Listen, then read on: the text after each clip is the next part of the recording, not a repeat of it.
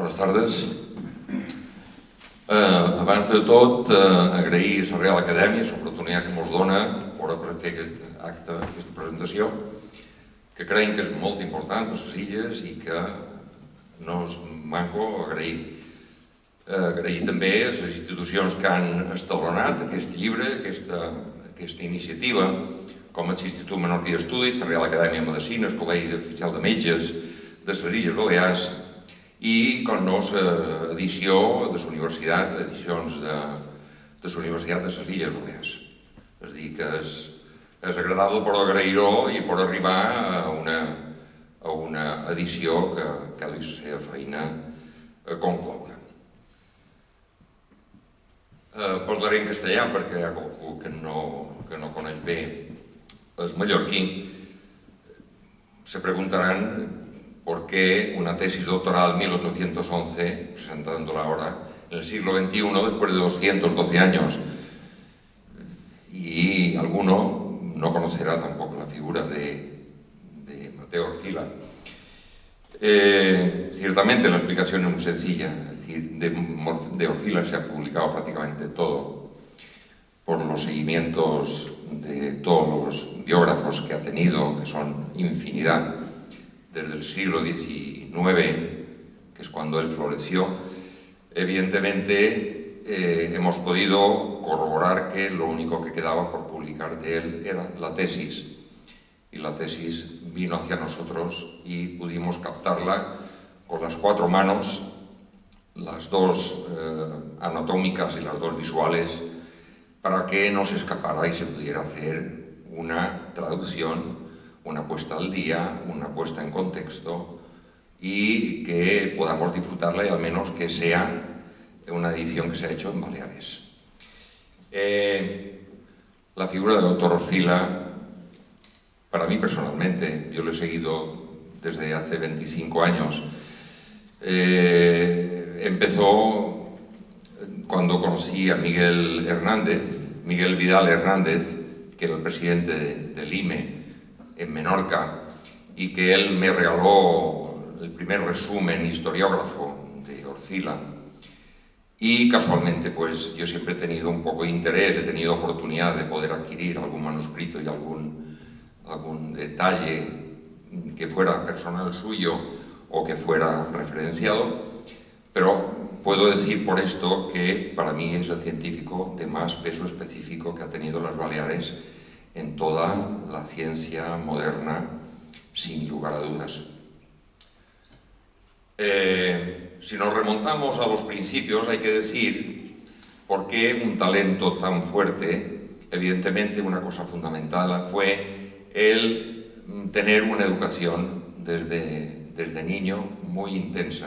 Tuvo profesores particulares, tuvo a Ernest Cook, que era un alemán que le introdujo en idiomas, y Pascual Calvo creo que también estuvo implicado en las matemáticas y en la física, tuvo en química un profesor también particular, tuvo una educación intensa desde la infancia, tuvo viajes porque su padre era una personalidad con un nivel social importante y lo pudo desplazar también en su trabajo que su padre tenía, que era comerciante naval. Lo cierto es que él lo que hizo a los pocos años es irse a Valencia a hacer cursos de química, que después empezó con medicina. Valencia no fue del todo de su agrado y él solicitó traslado a Barcelona, donde fue más ilustrado, sobre todo de la mano de Carbonell, que fue uno de los profesores punteros que tuvo.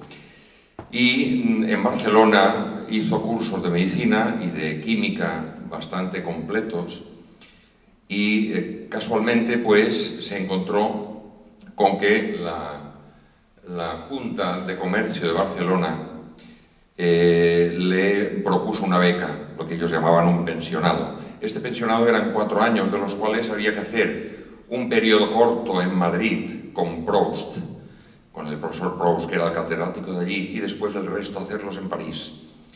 Él se fue a Madrid a hacer este curso, esta stage, en Madrid, se encontró con que Proust acababa de irse a París para jubilarse, con lo cual dejaba la cátedra. Y automáticamente él tuvo la decisión de, juntamente con el apoyo de esta beca, irse directamente a París. En París, os iré resumiendo porque es que la vida suya es tan interesante, es tan completa que no me quiero yo detener en ningún aspecto. Él se fue allí y se fue a encontrarse con otro pensionado, que era catalán, que era Lacoma y Fontanet, Francisco Lacoma y Fontanet, que era pintor, también becado por la Cámara de Comercio, y juntos hicieron una amistad, convivieron juntos, estuvieron empezando. Y él empezó en el Instituto del Collège de France con el profesor Thenard. Era la figura eminente de la química prácticamente de Europa.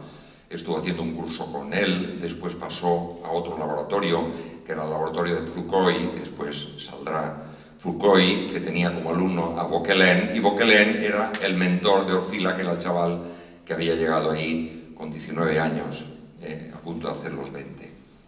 Ciertamente, lo que quería enseñar era que este artículo, que es un artículo de 100 años después de la tesis, respecto a Orfila, es nada menos que Miguel de los Santos Oliver, el Campanet, el paisano de Campanet, que hizo este artículo, que lo tenemos con nosotros, y que es bastante interesante porque relata sobre todo la época primera, donde estuvo pensionado y donde estuvo haciendo toda la vida inicial de París, que fue bastante intensa. Fue tan intensa que Vauquelin enseguida hizo amistad con él, es decir, él era el maestro, era el mentor, era farmacéutico y químico, pero era una persona ya de mucho peso, segundo de la fila de Fourcroy, y después venía Vauquelin.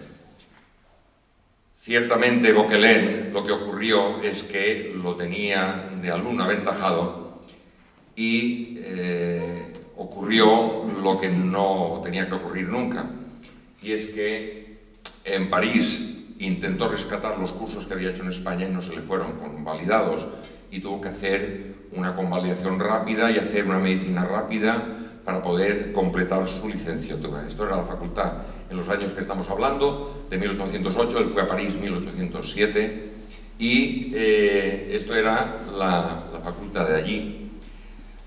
¿Qué ocurrió? Pues que él se implicó mucho en este laboratorio, estuvo muy implicado en su trabajo de química, y Vauquelin le alentó a terminar los cursos de medicina para ser médico cuanto antes, pero lo que ocurrió era lo que decía que no tenía que haber ocurrido nunca, y es que Napoleón perdió la batalla de Bailén contra los españoles, y evidentemente lo primero que hizo, como rabieta Napoleón, es todos los españoles que había en París los hizo encarcelar. ¿Qué ocurrió? Pues que se perdió la batalla de Bailén, se fueron 12.000 después de un tiempo de no saber dónde meter a los franceses, por decirlo de alguna manera, los mandaron a la isla de Cabrera, nuestra isla de Cabrera, y de los 12.500 que entraron, salieron solamente 4.000 y pico con vida de la isla de Cabrera, tiempo después. Pero bueno, esta no es la historia. La historia es que los encarcelan en París, de entre ellos Lacoma, su compañero, y Orfila, y Vauquelin, vestido de académico del Instituto de Francia, con sus condecoraciones, se fue a la cárcel y por buena conducta lo soltaron, lo excarcelaron. Al día siguiente, Orfila, sin dilación, al día siguiente se fue a ver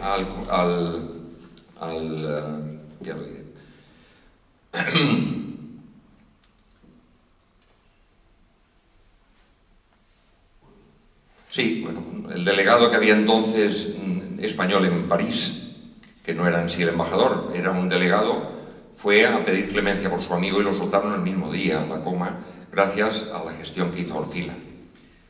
Ciertamente, la tesis es esta, la tenemos traducida, la tenemos aquí, es de 1811, la ida en París, y el diploma y el busto, este busto corresponde a 1808, que que es un poquito antes, pero quería enseñarlo porque tiene mucha vitalidad, tiene mucha viveza de cómo él era. Vauquelin, bueno, Vauquelin, solamente con ver que publicó 376 artículos y que descubrió el berilio, el cromo, obtuvo el amoníaco líquido, juntamente con Muniva, la lantoína, que es una crema hidratante de las manos que sigue usándose, el aminoácido asparagina, juntamente con Robiquet, que era otro de los químicos relevantes, y la pectina, el ácido málico de las frutas, etc.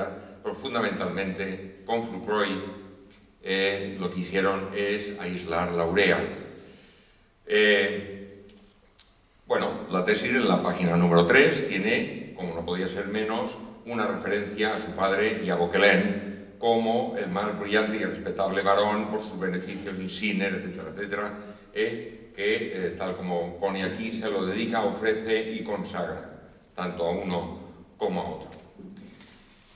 Bueno, del tribunal de tesis, de esta tesis que estamos hablando, no podemos presentar a los 7, pero todos son eminentes profesores de la Facultad de Medicina y de la Universidad de París del tema de química, de medicina y de toxicología y medicina legal. Presentamos al barón Antonio Dubois, también era una personalidad ilustre, que de alguna manera, como podéis ver, fue el ginecólogo de la mujer de Napoleón. Lo veis bien de aquí, igual. Bueno, de alguna manera fue el ginecólogo que trajo a Napoleón II a luz y que además estuvo en bastantes campañas muy apegado a Napoleón. Juntamente con Dubois, otro varón también eminente era Boyer. Boyer también estaba muy vinculado como cirujano primero de Napoleón y que fue posteriormente médico personal de cámara de Luis XVIII, de Carlos X y de Luis Philippe I. Quiero decir, elegido también miembro del Instituto de Francia.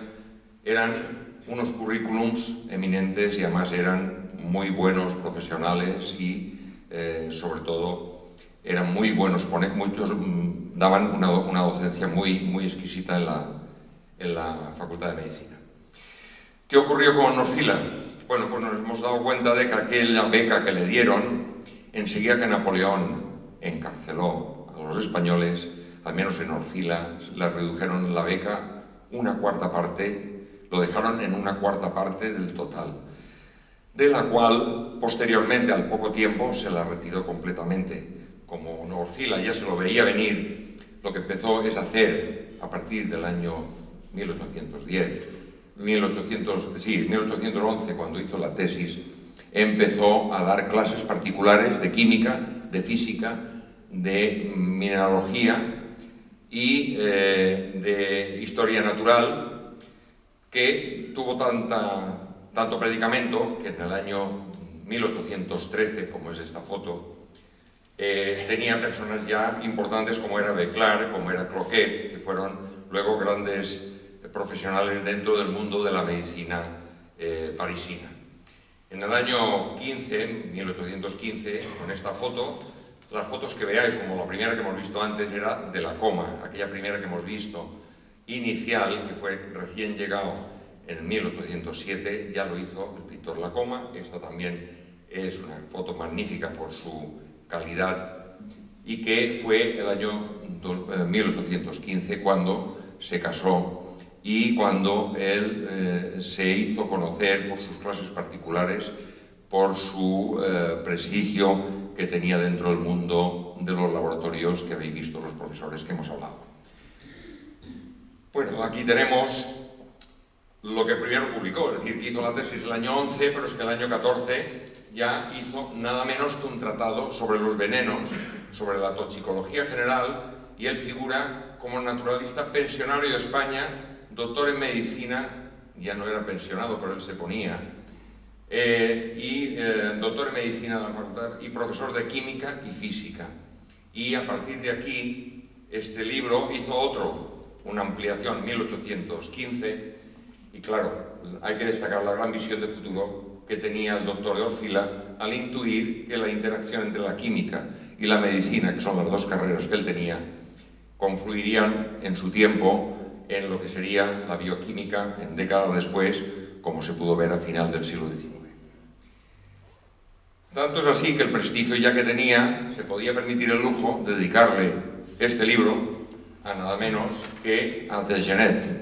Desgenet, que aquí le costó escribirlo, la verdad es que yo me lo tuve que aprender también para no hacer ninguna errata, pero era un médico nada menos que el jefe de la gran armée del ejército de Napoleón, que estuvo en las batallas de Egipto y Waterloo y que era el inspector jefe de salud de Napoleón. Precisamente por la confianza que ya tenía y la puesta en escena que tenía a nivel académico en París. La historia de Lefebvre también es interesante, nos podríamos detener a veces con un punto nada más. Lefebvre era, como podéis ver, el médico ordinario de Su Majestad Luis XVIII, y que os la enseño porque es la dedicatoria que le hace Orfila en el año 17, toda vez que en el año, a principios del 1817, Fernando VII español le ofreció la cátedra aquella que hemos hablado de Proust, que Proust se marchó a París, dejó la cátedra libre, no se había ocupado, y en cambio Fernando VII, nada menos, le estuvo proponiendo, a través evidentemente de la facultad, el concederle la cátedra en Madrid. Él puso sus condiciones, él quería reformar la cátedra, quería reformar el protocolo y el formato universitario, cosa que Fernando VII no le dejó. Y al mismo tiempo, Lefebvre contactó con él, se fue a su domicilio de Orfila, no lo encontró y le dejó el recado a su mujer de que cuando venga él, dígale de mi parte, siendo médico ordinario del rey, dígale que lo voy a hacer mendo del rey a él, si él acepta con tal de no irse a España. Ojo, estamos hablando que tenía prácticamente 30 años. 30 años tenía. Automáticamente él aceptó y automáticamente un libro que tenía a punto de terminar ya se puso como médico de la Majestad Luis XVIII, en el cual hace la dedicatoria a Lefebvre, que todo pues es un mundo bastante interesante y bastante intenso. El siguiente libro que hizo pues no tardó en llegar, un año después, nada menos, 1818. Un libro que además se fue traducido a muchos idiomas y que se trataba de los cuidados que hay que tener con personas envenenadas y asfixiadas y que vigilando los vinos adulterados y distinguir entre la muerte real y la muerte aparente. Es decir, él controlaba muy bien ya lo que era la toxicología por su experiencia que tenía.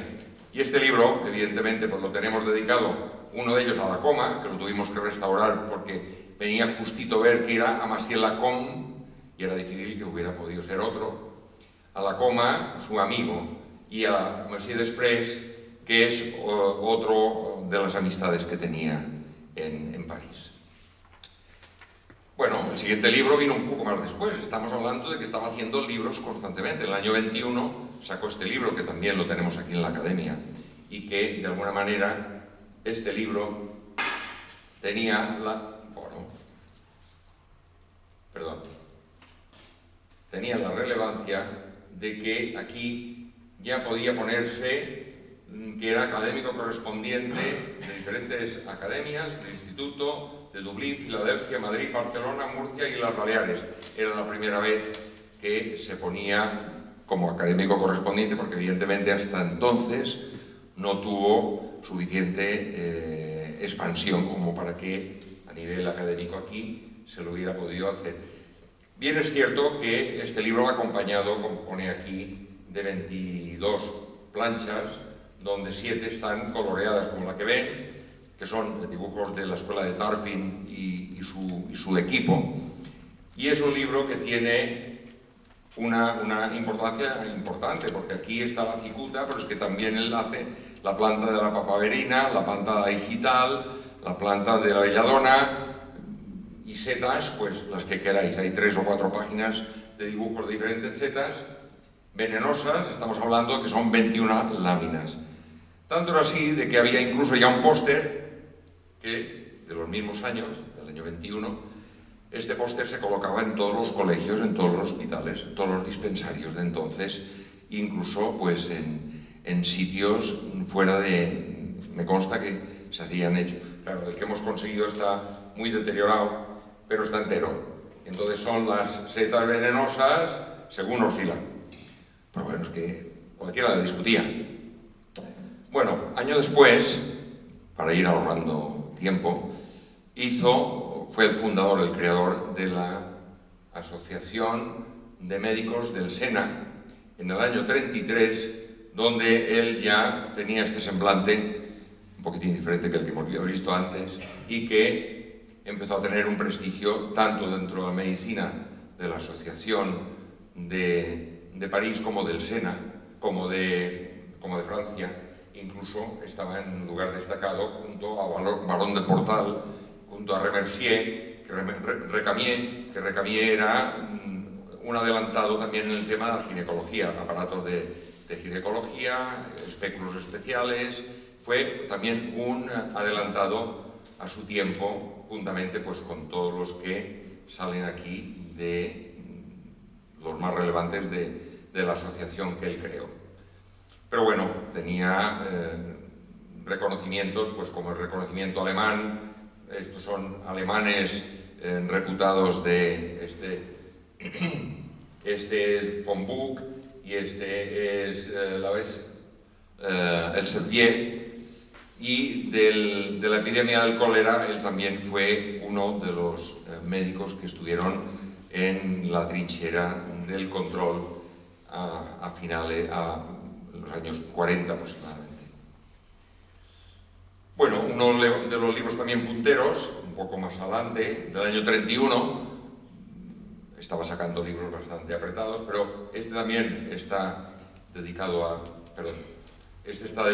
un médico de Montpellier, con toda estima y afecto, y es fundamental ver de que son el tratado de exhumaciones jurídicas, según las consideraciones, los cambios físicos de los cadáveres que enseñan la putrefacción tanto en la tierra como en el agua, como en las fosas, en los pozos negros, como en el estiércol.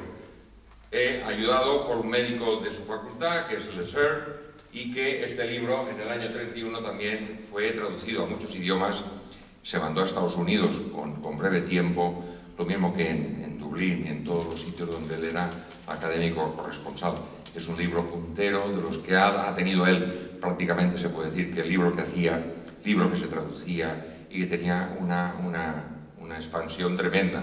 Lo mismo que son las revocaciones judiciales, las exhumaciones, sobre todo en niños, donde el juez hacía exhumarlos, y que él hizo este libro, este está en alemán, también lo tenemos en inglés, que es del año 35, que es muy cercano a lo que han visto ustedes y que realmente también tiene su importancia, aunque las imágenes no son del todo agradables. Cambiando un poco de venenos, después él giró un poquitín hacia dos venenos especiales. Uno era el cianhídrico, como es este, y el otro era el arsénico. Aquí tenéis unas muestras de la colección de Menorca, que hemos procurado rescatar las imágenes. Pero bueno, él, de alguna manera, en el año 41 y 42, lo que sí se permitió es hacer unos estudios juntamente con los compañeros, de toda la presencia de arsénico como tóxico del equipo de la Academia Real. Evidentemente, pues fue otro libro muy puntero, y sobre todo porque, como ustedes conocen el caso, él era una de las personas eminentes que podía dar opinión sobre este caso. El caso de Lafargue, es la historia de Marie Capel, que es la esposa de Lafargue. Lafargue era el marido, que era un hombre aristocrático, que a pocos meses de estar casados murió el marido. Los médicos de familia diagnosticaron una muerte por el cólera, pero evidentemente dejó una serie de dudas, en el cual se planteó pues un juicio, que eso fue conocido, además se han hecho en Umberto Eco, ha hecho alguna anotación, algún libro respecto a esta historia. Pero lo cierto es que los jueces, porque era un equipo de jueces, designaron a 4 peritos de los cuales Orfila fue tan hábil de dejarse su veredicto y su explicación final en el juicio hasta el final. Entre los tres primeros hubo contradicciones, en cambio él fue taxativamente muy claro con sus explicaciones y de alguna manera él explicó que pasaba a la sangre, pasaba a todos los órganos, incluso podía encontrarse arsénico en el pelo, en muchos lugares. Incluso Raspail, que era el crítico más agresivo que tenía en París, comentó que, bueno, es que Orfila encontraría arsénico hasta en la silla del juez. Lo cierto es que, sobre todo por el peritaje de Orfila, a ella se le condenó a cadena perpetua en el año 41 y evidentemente ella tenía 24 años cuando esto ocurrió, la mandaron a encarcelar y estuvo en Montpellier. Ella vivió solamente 10 años más y murió de tuberculosis, con lo cual evidentemente en la cadena perpetua no se le pudo aplicar. Esto corresponde a un carboncillo que tenemos del mismo año que a ella la pudieron, no era en el mismo juicio, sino que fue a posteriori, en unos días después. Pero esto es en sí la lectura del veredicto a María Capel por este juicio que fue conocido por todo el mundo occidental. Cambiando de vertiente, pasamos a una cuestión, y es que él se sentía muy implicado en la docencia, y entonces él, de alguna manera, lo que sí tenía muy claro era que quería mantener las dos cosas, seguir publicando y seguir su laboratorio, y por otro lado le privó de publicar nuevos tratados, aunque como habéis podido ver, el estar de decano, como ahora veréis, él ya estaba publicando lo de las sumaciones jurídicas que habéis visto, y es decir, él seguía publicando y seguía en activo, tanto era así de que se le es reconocido todavía como el reformador de la enseñanza de la sanidad. Entonces allá él, para entrar en la Facultad de Medicina como decano, había que tener el bachillerato obligatoriamente, la carrera eran 5 años, los exámenes eran todos obligatorios, excluyentes, eran obligatorias también las prácticas anatómicas, las prácticas de laboratorio, las prácticas en el hospital, y que él hizo un hospital clínico, hizo 2 museos anatómicos, hizo varias cátedras en la universidad, hizo incluso un jardín botánico para todas las plantas que pudieran ser o que pudieran tener vinculación con los venenos. Tanto era así que estaba implicado que para pasar los cursos de doctorado, como era el 3er nivel, lo firmaba él. Cuando era patología quirúrgica, como es este otro manuscrito que tenemos, pues de la Academia de Medicina, de la cátedra de patología, le aceptaba el doctorado, pero el visto bueno lo daba también Orfila. Era un implicado total y directo dentro del mundo de la facultad, dentro del mundo académico de la facultad, como es cuando era consejero secretario del Consejo de Instrucción Pública, evidentemente lo mismo que cuando tenía que llamar la atención a cualquier facultad de otro lugar. Ya resumimos, ya no quiero ser muy extenso. Aquí tenemos el resumen de que la tesis del año 11, la que estamos exponiendo, con 24 años, fue profesor de Medicina Legal a los 32, miembro de la Academia al año siguiente, la cátedra de Química, que esta cátedra de Química era de Vauquelin, que Vauquelin evidentemente se retiró y insistió, le proponían que él cogiera la cátedra, y Vauquelin le empujó a que la cogiera porque quería que la tuviera él, pero tenía 36 años cuando cogió la cátedra de Química, que ahora se cumple, por cierto, el bicentenario este año. Fue decano del 31 al 48, fue 17 años decano, entró a los 44 años. Y después verán qué otras coincidencias hay. En el 34 fue miembro del Consejo Real de Instrucción Pública, caballero de la Legión de Honor, y presidente de la Real Academia Nacional de Medicina, con 64 años, 2 años antes de morir. Lo que sí está también claro es que fue pionero de la emigración de cerebros científicos de nuestro país. Fue uno de los pioneros y realmente pues también lo que no he podido localizar es el doctorado en honoris causa por la reina nuestra Isabel II, que ahí no he podido coger la senda, pero me consta que así es.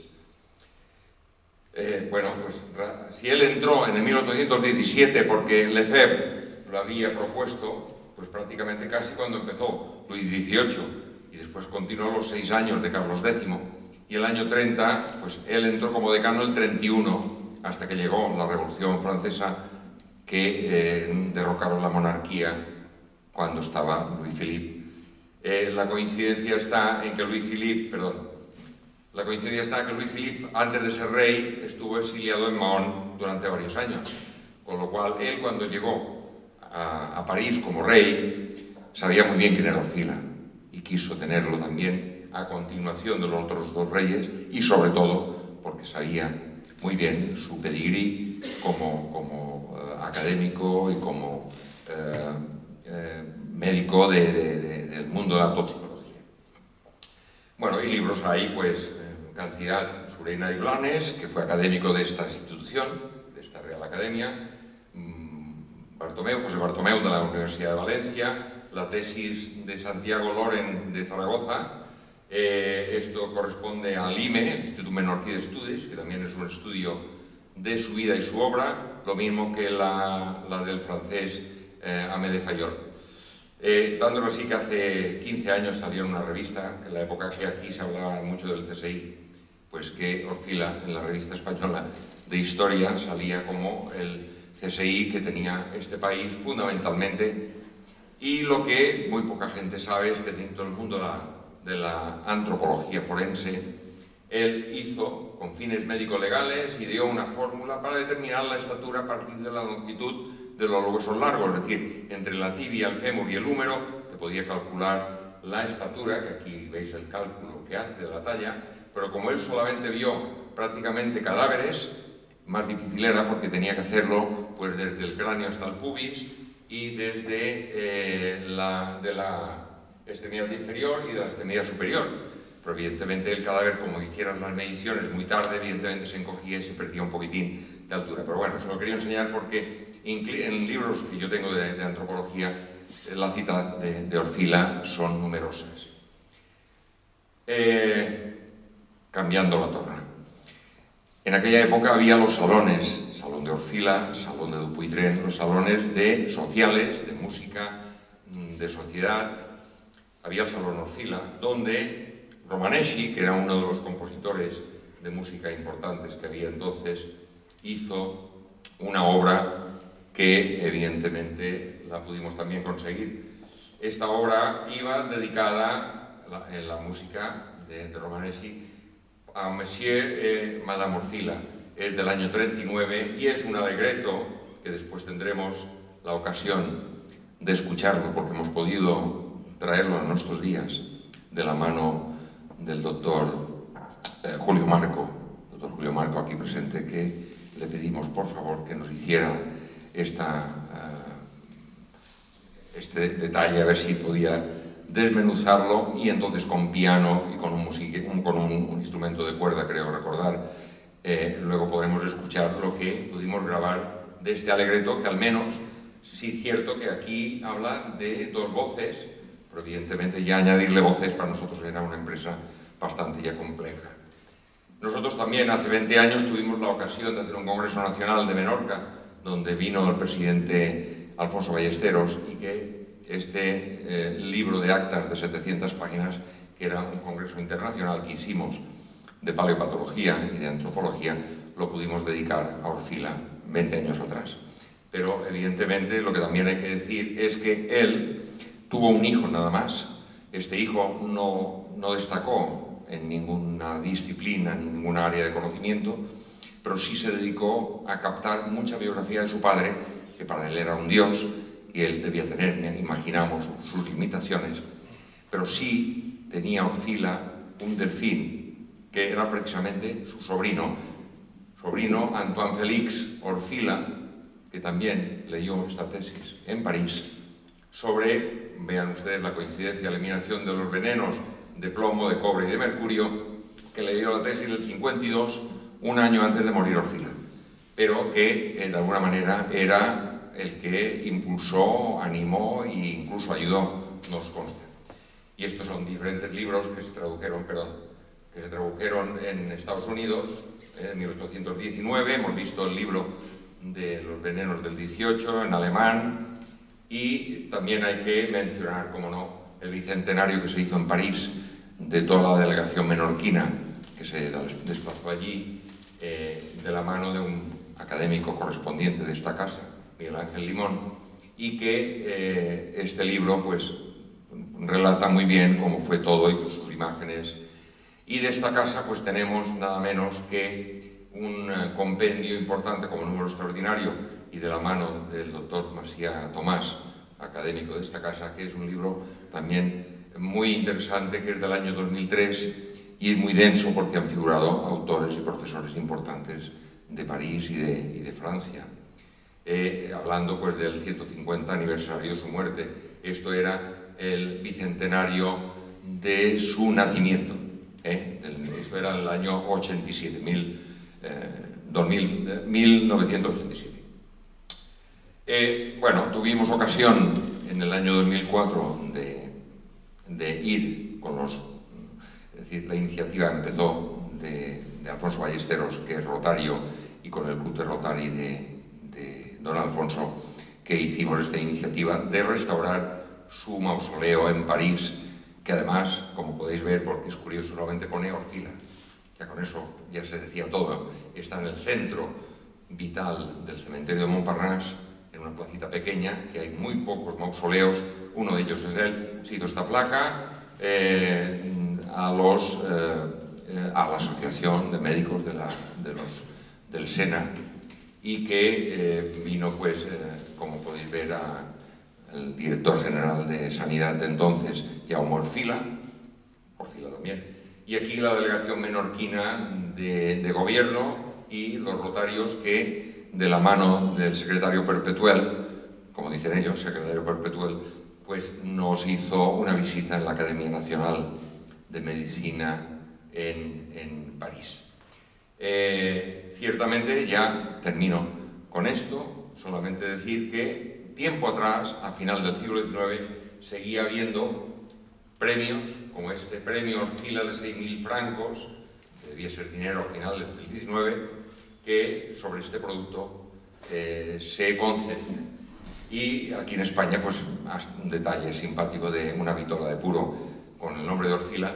Y esto es un librejo que también tenemos, que es un librejo para escolares y para los estudiantes, donde pone en la página 16 que Orfila se ha dignado venir al teatro italiano de París, porque evidentemente otra faceta que no me da tiempo a hablar era que era un barítono, cantaba muy bien. Esto sale en el libro que hemos publicado y que está a vuestra disposición comprarlo, y que de alguna manera este librito es muy interesante porque está muy bien editado y muy bien explicado para los chavales de allá.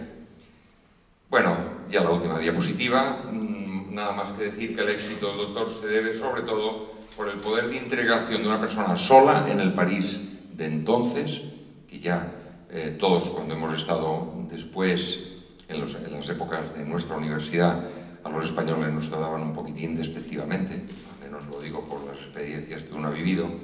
Imagínate en el 19 llegar allí con ganas de llegar para arriba y con la cantidad de dificultades que debió tener. Era el gran talento académico, médico, social, tenía un poder, una oratoria exquisita, tenía un savoir-faire. Todo esto lo relatamos en el libro que tenemos hoy aquí, y que no le cabe duda a nadie que es el padre y el creador de la toxicología moderna a nivel mundial. Sigue siendo así.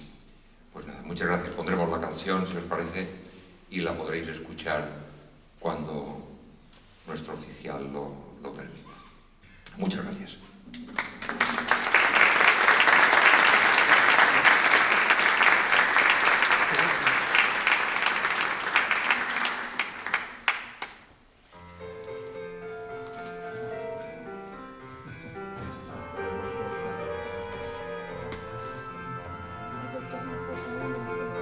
llama El despertar, este alegreto que vemos, El despertar, que es una obra que está bien compuesta, según nuestro experto comentado.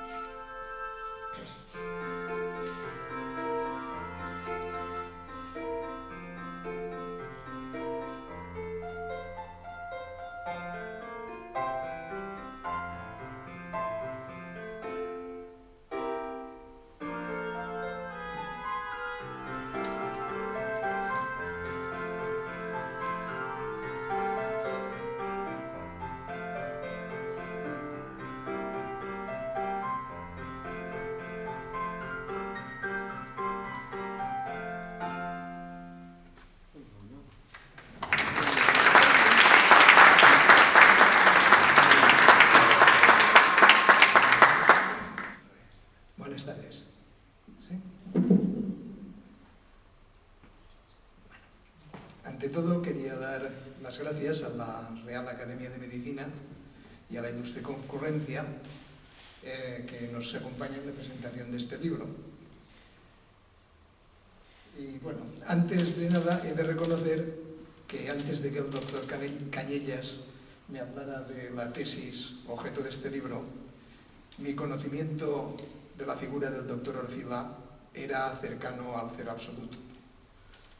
Por tanto, ¿qué puedo decir a ustedes acerca de su figura? Poco o nada, y más en presencia de conocedores de la figura de Orfila como el doctor Cañellas, como sin duda se habrán dado cuenta. ¿Qué puedo decirles del trabajo químico de la tesis? Tampoco soy el más indicado, contando con la presencia del doctor Grases. Y no puedo hablar del arte médico, estando presente el doctor Tomás y más ilustres doctores en la sala sin duda. No puedo hablar de estas cosas, pero sí puedo contar mi participación en la obra. Esta participación consistió en, digamos, traducir al lenguaje y al conocimiento actuales unas explicaciones que eran un tanto crípticas para la actualidad, tal como estaban, como se hallan en el texto original de la tesis. Pero realizada esta labor, ¿qué les puedo decir respecto a este libro o a la figura de Orfila? En esta charla mi propósito es transmitir mis experiencias en la realización de la obra y, sobre todo, en el descubrimiento del personaje y de su valía.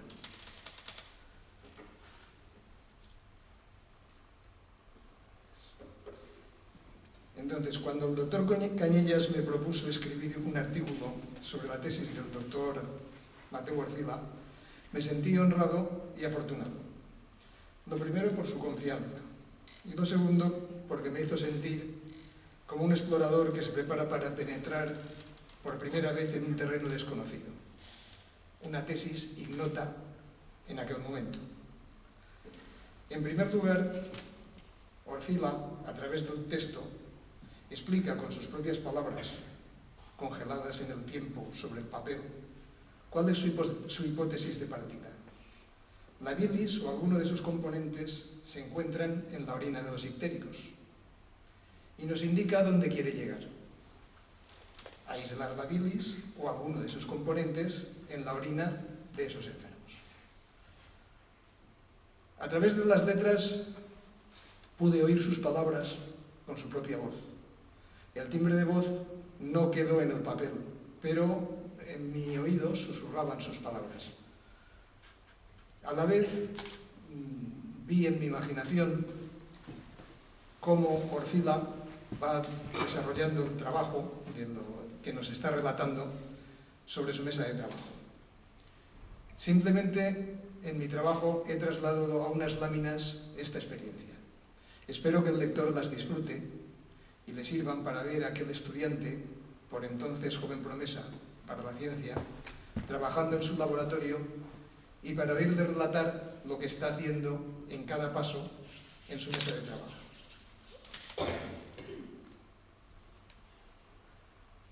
Una vez que hube terminado esta tarea, pretendí averiguar por mí mismo qué tenía de extraordinaria aquella tesis. Recuerdo lo que he dicho, para mí Orfila era bastante desconocido. Era sabedor de mi imposibilidad de hacerlo entonces, entre otras cosas, porque era consciente que había una variable fundamental que no sabía cómo ponderar en aquel momento. Era el factor tiempo. Era procedente acudir a las fuentes escritas por los contemporáneos de los examinadores para juzgar en su verdadero valor la tesis que ellos tuvieron que valorar. Estamos en el año 1811 y estamos en el año 2022, cuando terminó el trabajo. Era procedente acudir entonces a esas fuentes escritas. Consulté los textos que pude al final del siglo XVIII, también del siglo XIX e incluso en la primera mitad del siglo XX. Me resultó llamativo lo que leí. Algunos grandes médicos, científicos reputados en su momento, nos exponían sus conocimientos que resultaban a veces pintorescos. Sin embargo, en su tiempo eran totalmente aceptados como verdaderos. Siempre hay que considerarlos con el mayor respeto, puesto que nosotros contamos con la enorme ventaja del factor tiempo. Les pondré un ejemplo. La tabla del sistema periódico de Mendeleev fue publicada en el año 1869 y convendrá recordar que se publicó solo con 63 elementos, siendo el resto de elementos huecos que había que rellenar según se fueran descubriendo esos elementos. Se sabía que existían, pero se desconocía su naturaleza, su masa, sus propiedades, etc. Pues en tiempos de la publicación de la tabla se creía que existía un elemento químico al que llamaban principio vital, que era el causante de la vida. Este elemento sería algo así como un catalizador, que sería capaz de hacer, por ejemplo, que con carbono, oxígeno e hidrógeno se produjera glucosa y si había nitrógeno, además, pudiera dar aminoácidos. Este elemento estaba presente en las moléculas de todos los seres vivos y al morir se perdía. Suponían que este elemento se evaporaba o algo parecido. Y a continuación se producía la descomposición de la materia muerta en sus componentes inorgánicos. No olvidemos que desconocían la existencia de los microorganismos.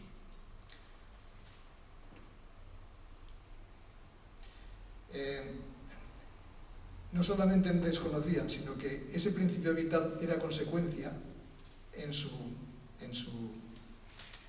conocimiento del momento, era una parte material del alma, por lo que el mundo espiritual no era considerado totalmente ajeno a la materia. La búsqueda de este principio vital causaba frustración en muchos investigadores, ya que para encontrarlo había que localizarlo y separarlo del resto de los elementos.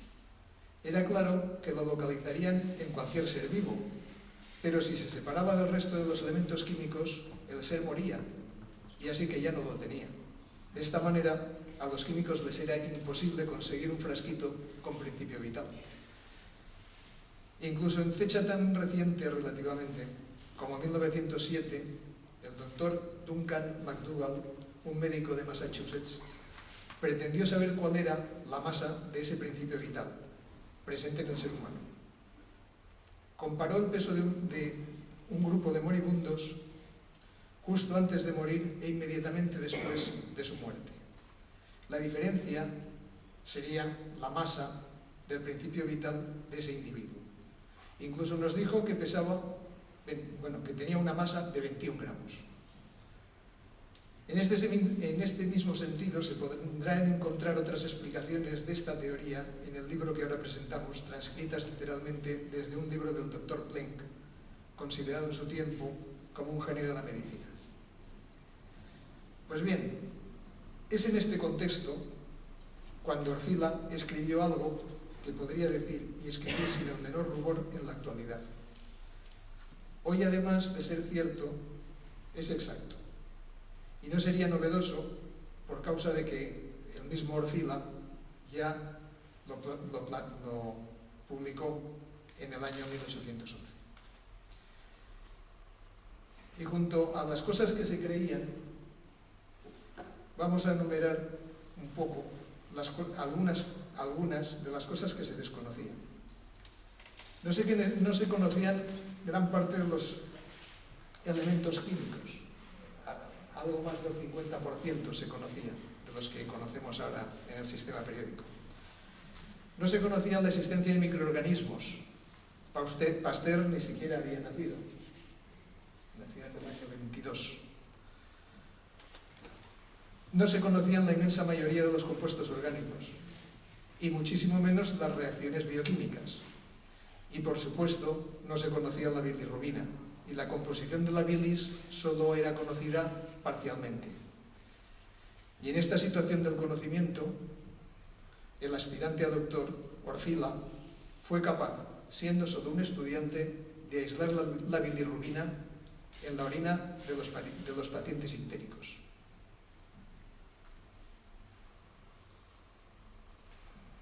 Pero para mí, lo asombroso no termina aquí.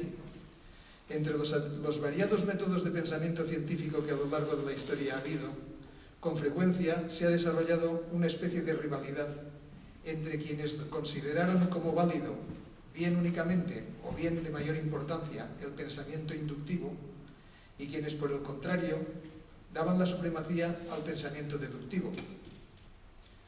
Fue en 1840 cuando por primera vez se menciona el método científico hipotético deductivo en una obra de William Whewell, que unía ambos métodos en un solo sistema.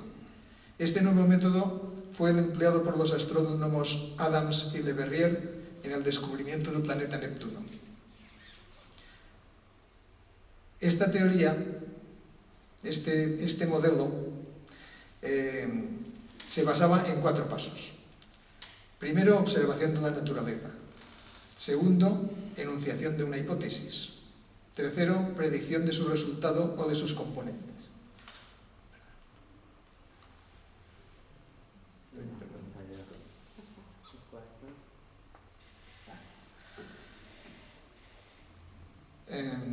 Observación de la naturaleza, enunciación de una hipótesis, predicción de su resultado o de sus componentes y comprobación experimental. Pues bien, siguiendo el texto de Orfila, se aprecia que de forma intuitiva está siguiendo esos mismos 4 pasos. En el punto 1, Orfila observa que los ictéricos desarrollan en la piel y en las mucosas una intensa coloración amarillenta. Observa a su vez que la orina que emiten es fuertemente amarilla y que padecen una fuerte afectación hepática, órgano secretor de la bilis, entre amarilla y verde.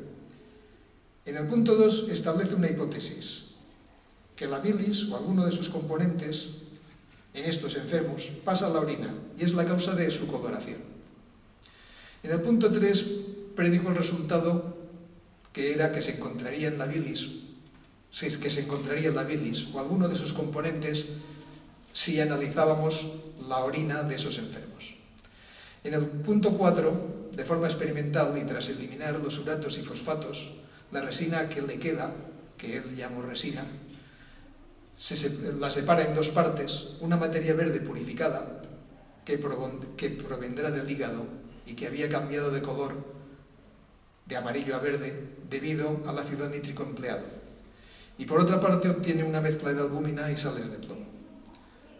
Aún faltaban 30 años para que se publicara por primera vez el método científico hipotético deductivo. Y vemos aquí a Orfila que de forma intuitiva ya lo estaba empleando en 1811. A la vista de esta tesis, no nos cabe duda de que Orfila era un adelantado a su tiempo. Y eso le costó que esta tesis doctoral no fuera fácilmente aceptada por la comunidad científica de la época. Y posiblemente por eso quedó ignota y olvidada en algún cajón hasta que alguien lo encontró en una librería de antigüedad, en un anticuario de libros en París. No nos hace falta esperar después a cómo intervendrá en el nacimiento de la toxicología para ver que era un hombre que iba varios pasos por delante de su tiempo. Por todo ello, hoy, con un pequeño conocimiento mayor sobre Orfila que el que tenía cuando empecé con el trabajo, no me queda otro remedio que quitarme el sombrero ante don Mateu Orfila y rendirle mi máxima admiración a el ilustre médico menorquín. Y nada más.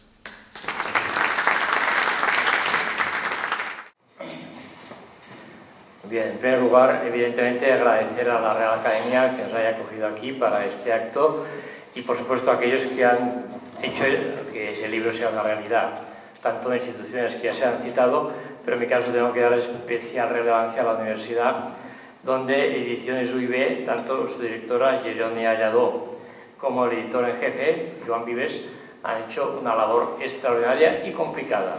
Yo creo que eso se refleja en esa obra que, si la ojean, verán que está cuidada a un extremo increíble. Por tanto, gracias a todos ellos.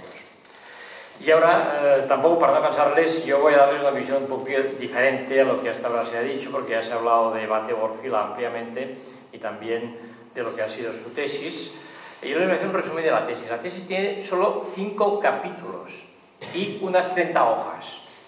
Hoy diríamos, uy, una hoja, 5 capítulos, ¿esto qué es? Una tesis de tener 200 páginas, pesar un par de kilos. Bien, al final veremos qué saca con esas 30 páginas y esos 5 capítulos. Él pretendía estudiar la orina de la gente con ictericia y comienza estudiando la orina de individuos sanos. Hoy día hubiésemos hecho lo mismo.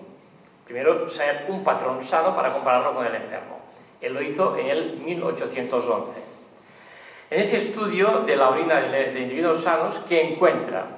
Encuentra ácido acético, fosfórico, úrico, una cosa que llama mucosidad animal, mucoproteínas, fosfato cálcico, fosfato amónico, magnésico, fosfato amónico sódico, cloruro sódico, etc.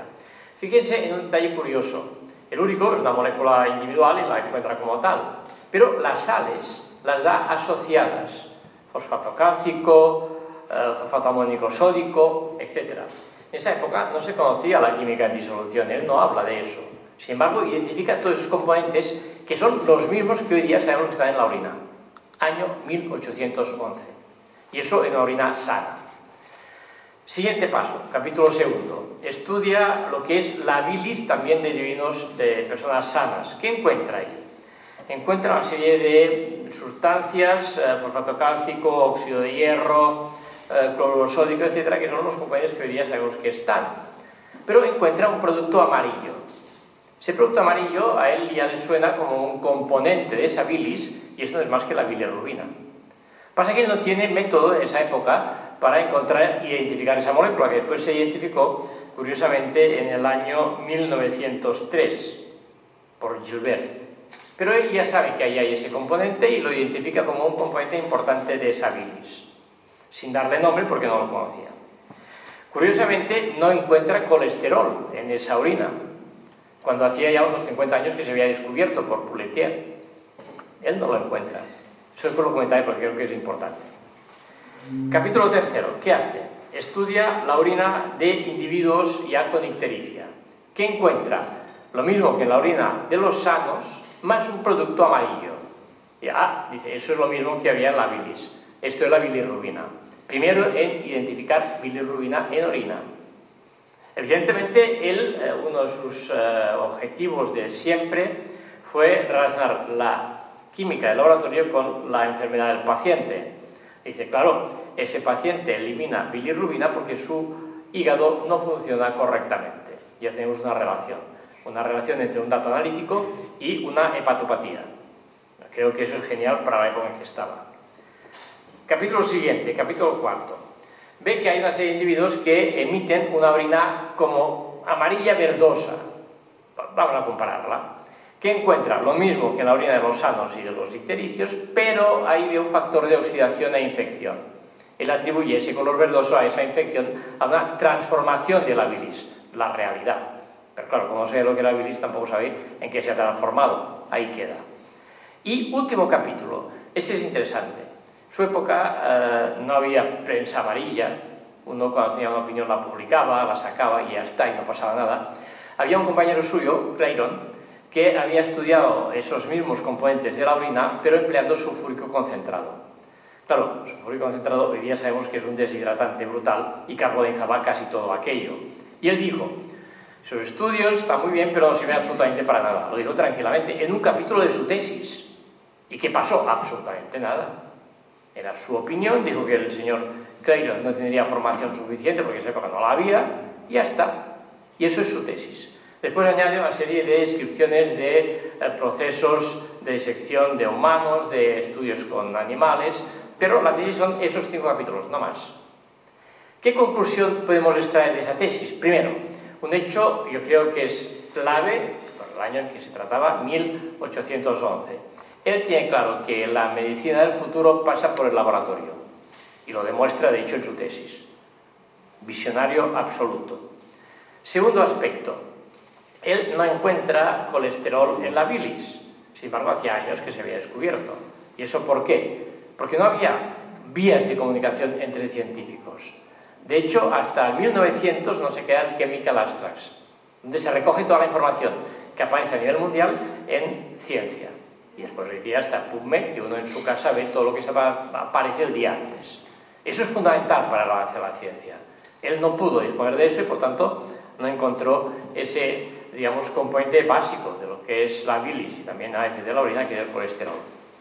Y por último, que para mí es lo más fundamental, porque tengo que reconocer, cuando a mí me vinieron a buscar los, de hecho, promotores del libro, me dijeron que participara en esa disección de esa tesis, no puedo decirles que no, porque el doctor Marcia y el doctor Canellas son compañeros de academia, pero se vaya rollo, me han metido esa gente ahora a hacer todo eso.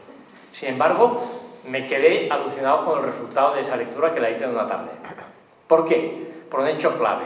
Vamos a ver, ese señor hizo la tesis en 20 y pico años, en una época donde había los conocimientos que había. Él estudió unos componentes que hoy día sabemos que están en la orina, son exactamente los mismos. Otros los identificó, pero sin conocer su, digamos, estructura ni aportar datos de su composición exacta, que era la bilirrubina y el colesterol que se le escapó. Pero yo creo que él, después de acabar esa tesis, que la hizo en 2 años, reflexionó.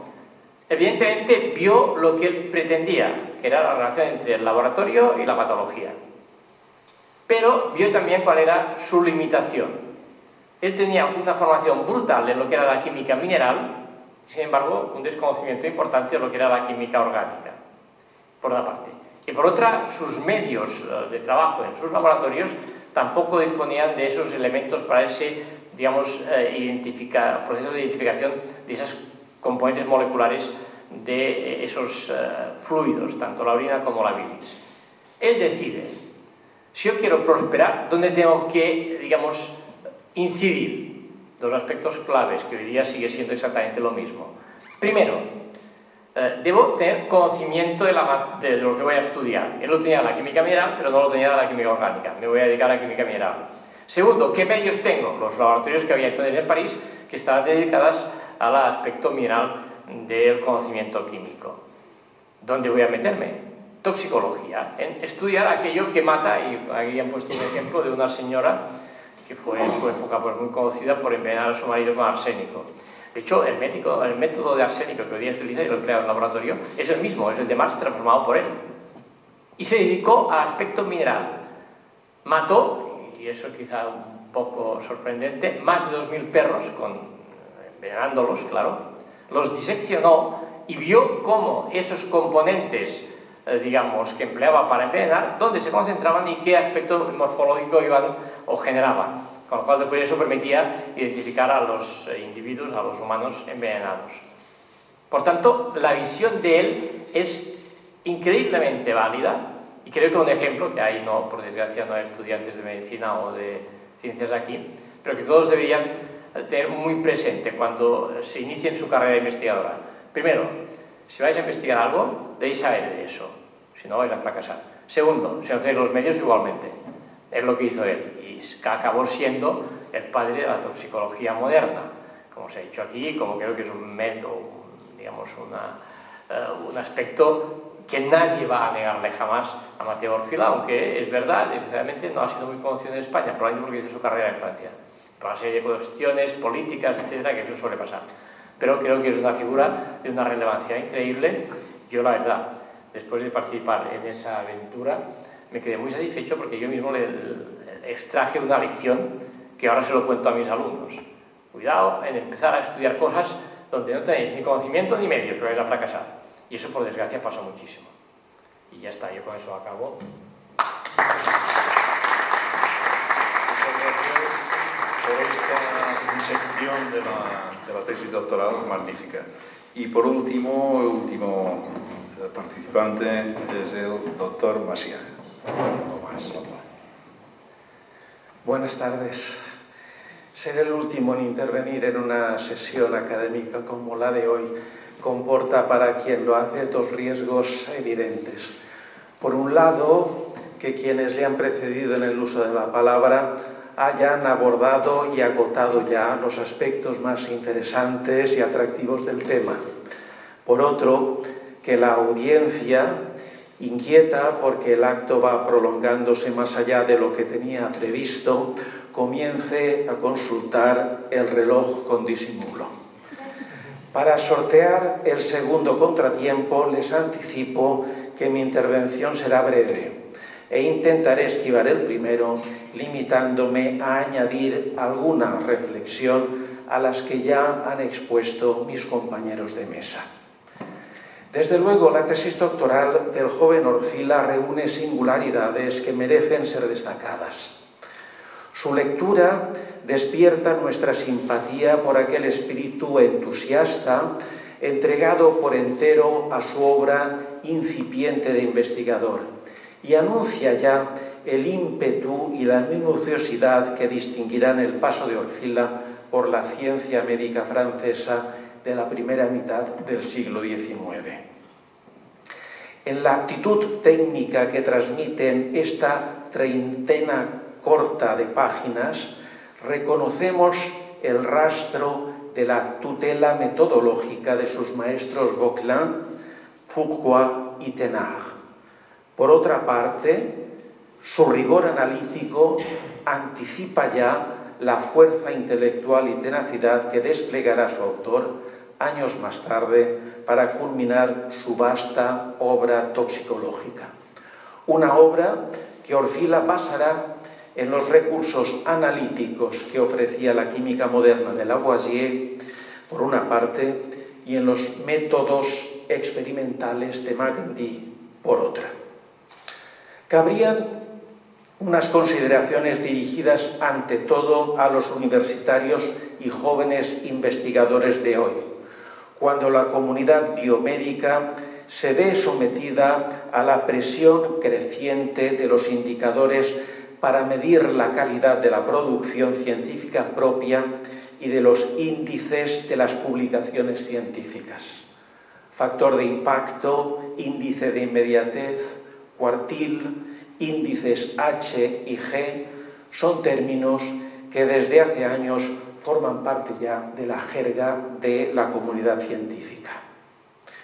Permítanme en este punto una breve digresión para advertir que en la actualidad los artículos corren el peligro de convertirse en artilugios para hacer dinero, en amarga expresión del rector de una universidad americana.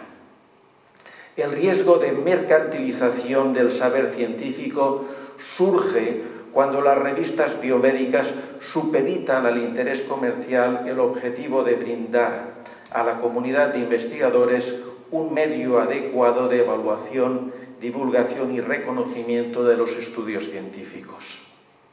Se saca así provecho de la acuciante necesidad de publicar que tienen los investigadores para promocionar en sus respectivas carreras científicas profesionales. De hecho, cada vez es mayor el número de revistas científicas que exigen un pago a los autores para publicar sus artículos, por muy relevantes que estos sean. Este desmedido afán por publicar incita a que aparezcan actualmente demasiados trabajos de escasa utilidad, redundantes o sin aportaciones verdaderamente relevantes. En contraste, el doctorando Orfila ofrece en su tesis de 1811 valiosas contribuciones a la línea de estudio que por entonces pretendía establecer o refutar la presencia de elementos biliares en la orina de los ictéricos. Lo hace, además, facilitando los detalles metodológicos que permiten a cualquier otro investigador replicar sus experimentos. Un principio fundamental de la filosofía de la ciencia, la reproducibilidad, que muchos trabajos actuales también descuidan.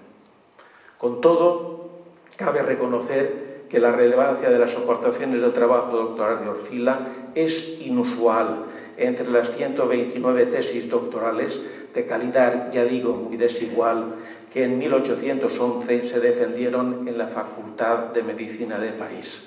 14 de ellas, como la de Orfila, referidas a afecciones hepáticas y renourológicas.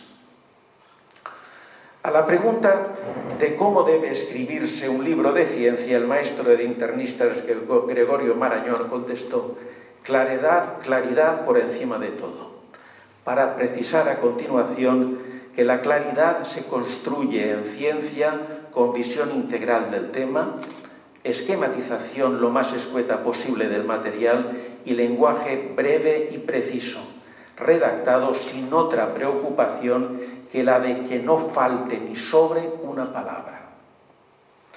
Se ha citado a menudo una frase de Ortega: la claridad es la cortesía de los filósofos. Podría añadirse que para el científico la claridad expositiva es más que una cortesía, una exigencia. Hoy en día, buena parte de las objeciones suscitadas durante los procesos de revisión de los manuscritos por los evaluadores de las revistas científicas son debidas a problemas relativos a la incomprensión del texto, es decir, a la incapacidad de los autores para expresar adecuadamente por escrito la línea argumental de su pensamiento. Con frecuencia, los conceptos esenciales y las ideas sobresalientes son ininteligibles porque los autores no supieron elegir las palabras adecuadas, la sintaxis precisa, construir frases lógicas o agruparlas en párrafos coherentes para crear un escrito claro y sencillo. Esta deficiencia, corriente ya en el ámbito de la redacción y la divulgación científica, resulta inquietante, porque, como nos recuerda un antiguo director de la Real Academia Española, quien escribe mal, piensa poco o no piensa nada.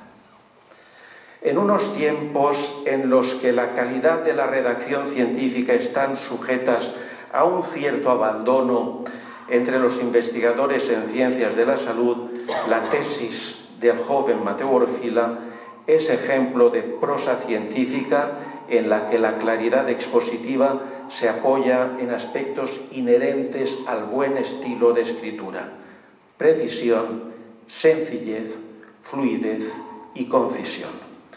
Quisiéramos que también en este aspecto su lectura sirviera de provecho a las generaciones de jóvenes científicos. Muchas gracias.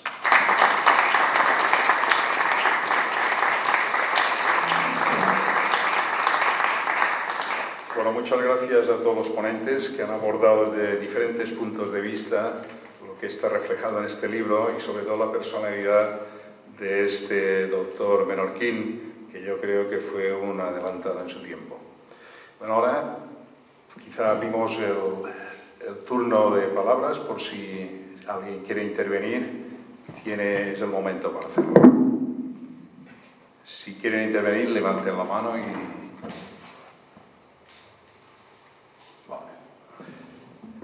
Yo creo que es un adelanto en su tiempo, pero quizás no tenía las limitaciones de investigación que hay hoy en día, a lo mejor, ¿no?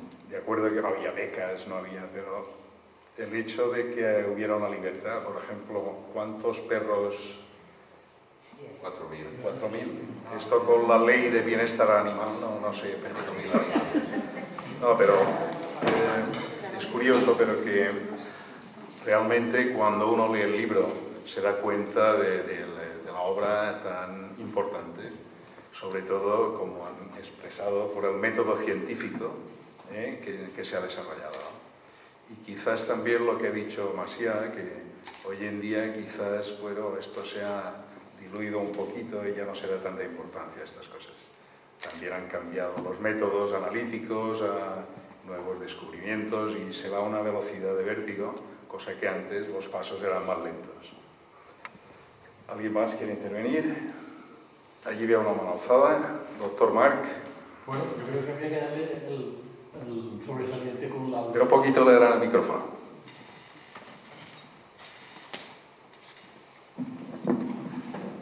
Que a la vista de la exposición que se ha hecho me ha gustado tanto que habría que darle el sobresaliente con laude a los autores de este estudio y de este libro. Me parece un trabajo tan completo de que, bueno, los que hacemos esta historia de la medicina, pues nos gustan estas cosas y me ha parecido que estaba perfecto, de que habéis creado un equipo para hacer la exposición que, bueno, que vale la pena daros la más cordial de las enhorabuenas.